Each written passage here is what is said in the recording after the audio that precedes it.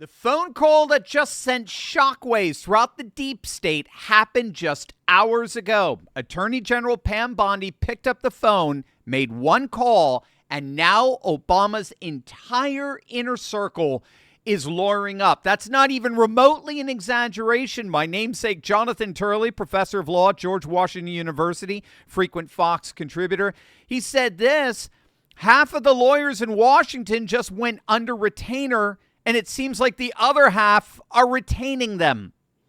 The Trump Justice Department has Democrats in complete panic mode. And today, literally hours ago, it just got worse for them. This is the moment we have all been waiting for. The grand jury that patriots have been demanding for years just became a reality. So here's what happened. Pam Bondi took Tulsi Gabbard's criminal referrals, those explosive documents proving Obama manufactured fake Russian intelligence, and she did something that has the deep state absolutely terrified. Bondi officially convened a grand jury, and now we are getting reports as of last night. It's not just any grand jury. Multiple sources are confirming this grand jury is meeting in the state of Florida. It is not in D.C. Now, you know what that means, right? We've been talking about this ever since Tulsi dropped her report that no D.C. jury imaginable would ever convict Obama and his inner circle. None. I mean, we could salivate all we want about the DOJ bringing charges against everyone involved in this treasonous conspiracy, as Tulsi called it. But the cold, hard reality is that no conceivable court inside the Beltway of D.C. would ever even consider convicting Obama and his ilk. We also pointed out that the good news in all of this is that there are statutes that carry baked-in venue flexibility. In other words, there are certain crimes that are trans-jurisdictional. They allow for the defendant to be charged in any venue across the country. So this involves crimes like money laundering or wire fraud and, as it turns out, conspiracy. According to U.S. Code 18, Section 371, conspiracy to commit offense or defraud the United States may be tried in any court jurisdiction. And already, as we've seen, Tulsi's underscored the conspiratorial nature of these crimes, these alleged crimes, I must say, committed by Obama and his inner circle against President Trump. So as it turns out, Pam Bondi is indeed, according to reports, impaneling the grand jury for the Russian collusion hoax in the great state of Florida, her old stomping grounds. And I need not tell you, Florida juries ain't D.C. juries. Deep red Florida juries don't play games with corrupt politicians. Now, again, as of just hours ago, today, we got another development in all of this. A mass number of subpoenas are finally being handed down by Congress. Representative James Comer has just announced that the following people, among others, have been subpoenaed to testify before Congress under oath: Hillary Clinton, Bill Clinton, Merrick Garland, James Comey, Robert Mueller, Loretta Lynch, Eric Holder, and a number of others. But here's the kicker.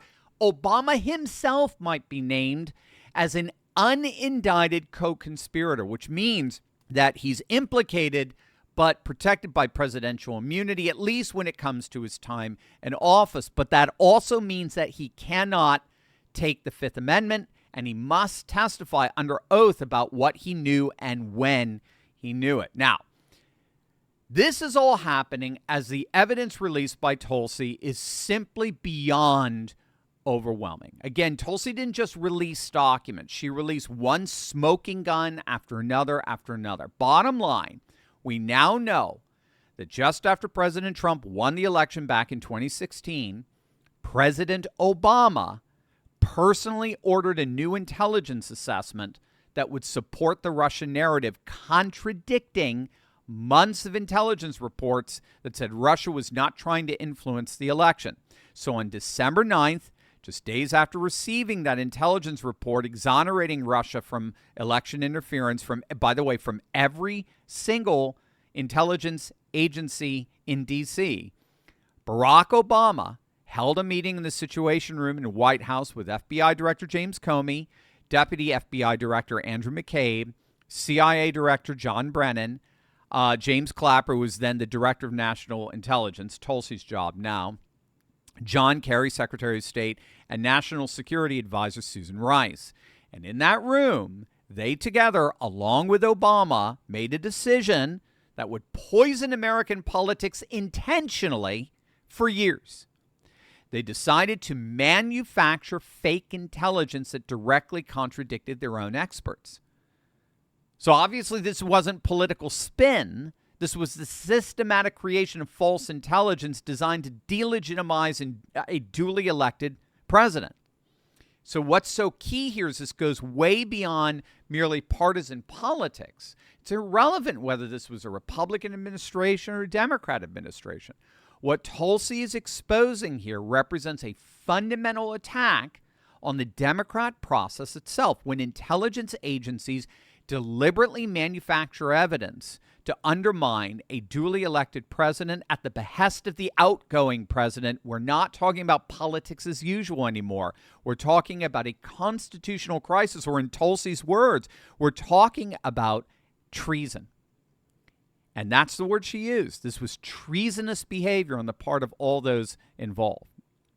Now, the fact that this grand jury is in Florida literally changes everything. It means that we'll have a conservative jury pool, right? These aren't D.C. swamp creatures who protect their own.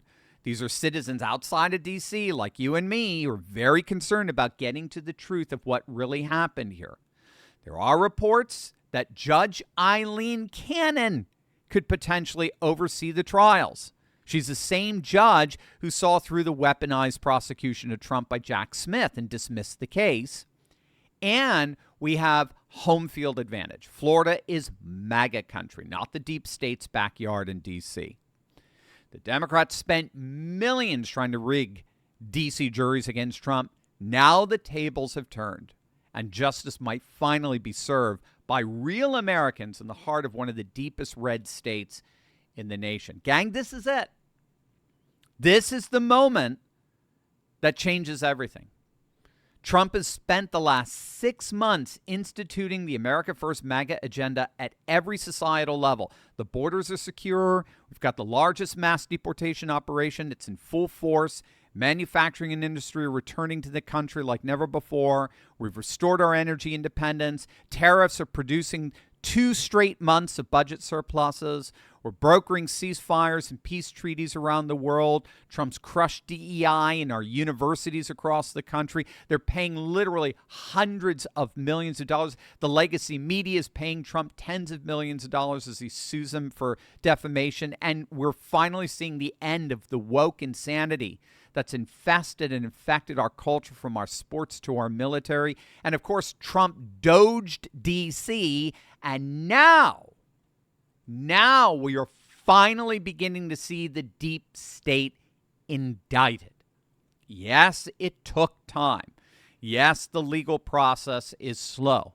But we are finally seeing the deep state come to some kind of legal accountability. So are you ready to watch the deep state finally face consequences? Well, let me know in the comments section below. And of course, as always, make sure to smack that bell and subscribe button if you've been waiting for this day for years now, because this story is just getting started. Share this with everyone far and wide who needs to know that justice is finally coming to America. The grand jury has been seated.